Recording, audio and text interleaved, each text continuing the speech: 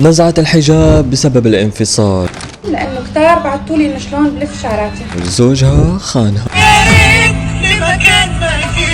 القصة بلشت بهدوء، صورة واحدة بس، ليليان تغير صورة البروفايل تبعها وتظهر بدون حجاب. بثواني الصورة انتشرت والسوشيال ميديا ولعت. هل نزعت الحجاب ولا مجرد صورة عابرة او حتى ذكاء اصطناعي؟ بس الصدمة الحقيقية اجت بعدها. ليليان بدأت تنشر فيديوهات كاملة بدون حجاب، وهون الجمهور تأكد انه الموضوع مو صدفة وانه في قرار اخذته. الانتقادات كانت قاسية والهجوم كان كبير، خصوصي انه ما حدا كان متوقع هالخطوة منا ابدا. وبين كل هالجدل ليليان بلشت تعمل ريبوستات عن الخيانة الزوجية، الانفصال والطلاق، وهون المتابعين ربطوا الاحداث ببعض وقالوا انه ليليان انفصلت وانها عم بتلمح انه سبب الانفصال كان الخيانة. ورغم كل الانتقادات ليليان لحد الان ما ردت واكتفت بمشاركة فيديوهاتها فقط. اما العناويين فما دخلوا بالجدل، بس شاركوا الصورة مع ليليان ووقفوا جنبها. القصة لسه مفتوحة والكلام عنها ما وقف. برأيكم ليليان لازم توضح الحقيقة ولا من حقها تعيش قرارها بصمت؟